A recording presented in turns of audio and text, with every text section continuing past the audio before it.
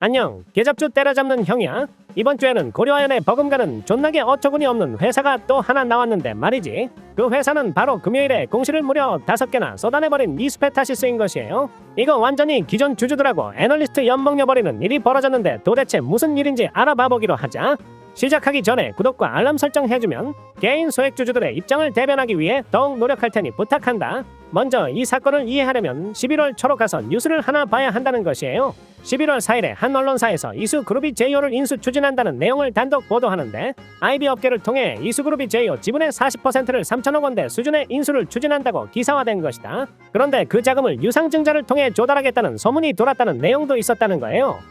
참고로 여기서 내가 형님 누님들한테 팁을 주자면, 기사에서 IB 업계에서 라는 용어를 사용해서 기사를 낸다면 이 내용은 사실일 가능성이 굉장히 높은데, 그 이유는 우리나라는 존나게 후진국이어가지고 이런 중요한 미공개 정보가 버젓이 외부에 유출되는 것도 모자라서 이게 회사 공시를 통해 먼저 안 나오고 언론을 통해 먼저 나오는 게 존나게 비일비재하다는 거예요. 그리고 한 가지를 더 말해본다면, 유상증자를 하려면 증자가 잘 되게끔 도와주는 증권사를 끼고 하게 되는데, 이러면 이런 소식이 전해지기 전에 인수가 거의 막바지 단계에 이르렀다는 것인 거다. 한마디로 뉴스 나오기 전까지 몰랐더라도 업계 종사자들은 한 다리만 건너서 물어본다면 알 사람들은 다 알 수 있다는 것인 거다. 이 뉴스가 나오고 나서 이수페타시스는 풍문에 대한 해명 공시를 내는데, 확정된 건 없고 결정되면 말해주겠다는 이런 원론적인 내용인 것이다. 한국투자증권의 박상현 애널리스트는 이 유상증자 루머가 유언비어에 불과하다고 판단한다.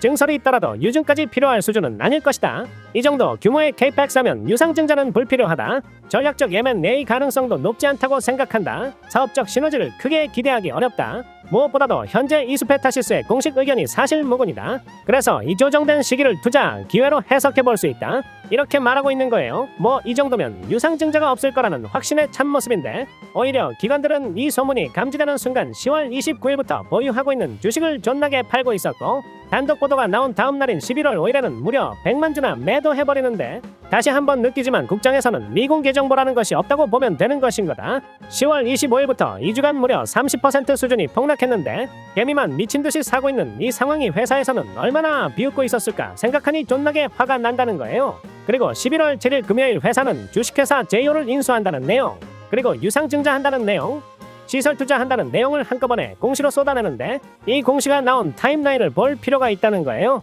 오후 4시 55분에 시설투자 공시를 하고, 오후 5시 47분에 제이오 인수 공시를 하면서 6시에 장이 종료됐다. 그런데 주주배정 유상증자 공시를 오후 6시 44분에 해버리고, 해당일 오후 7시에 애널리스트 미팅 예정이라고 공시하는데, 이게 쉐이키들 진짜 해도 너무한 거 아니냐는 것이에요. 6시 전에는 시설투자나 신사업 인수 같은 좋은 것만 골라가지고 공신해서 좋다고 판단하고 시간으로 산 투자자들이 있을 건데, 장 끝나고 주주에게 막대한 부담을 지우는 주주배정 유상증자를 무려 5,500억 원이나 때려버리니 말 그대로 주주들 멘붕 오지 않겠냐는 것인 거다. 이 5,500억 원이라는 규모가 어느 정도냐면 이수페타시스의 시가총액이 2조 원이니까 무려 25%가 넘는 금액을 주주들에게 삥을 뜯겠다고 당당하게 말한 거예요. 그런데 더 존나 얼탱이가 없는 건 아침 9시에 개최한 동일한 이사회에서 유상증자, 타법인 취득, 시설투자 모두 의결했는데, 장마감 후세권을 시차를 두고 공시하고 유상증자는 6시 넘어서 올빼미 공시해버렸단 점이다.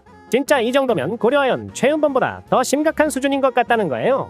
또 행복한 금요일에 집에 가거나 놀러 가기로 한 애널리스트들 엿먹으라고 공시 당일 오후 7시에 컨퍼런스 콜 한다고 소환해버리지 않나? 이거 완전히 시장 참여자들을 개혁으로 금융업계 종사자들을 완전 종으로 생각하고 있는 처사란 말인 거예요. 더 나아가서 이 대한민국의 금융시장도 본인들 집 앞 놀이터 마냥 신나게 놀고 있는데, 전고체 배터리 테마로 유명한 이수 스페셜티 케미컬은 이수화학에서 인적 분할돼서 상장한 회사고, 꽤 오랜 시간 동안 가지고 있었어요.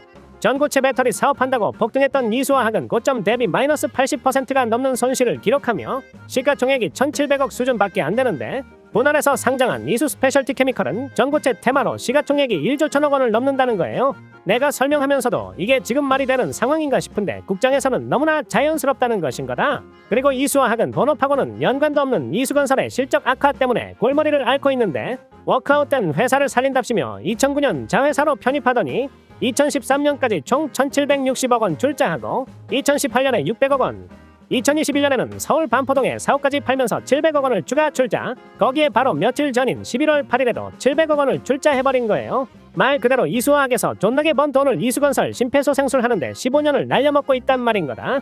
일반적이면 해당 기업은 장기적 경영 실패로 잠정적으로 기업을 포기하고 매각 수순이 되어야 하는 게 맞는데 어째 이걸 살려주고 있는 건지 도통 감이 안 온다는 거예요. 그러면서도 계열사 최상단에 있는 김상범은 배당금도 많이 받고 있는 거예요.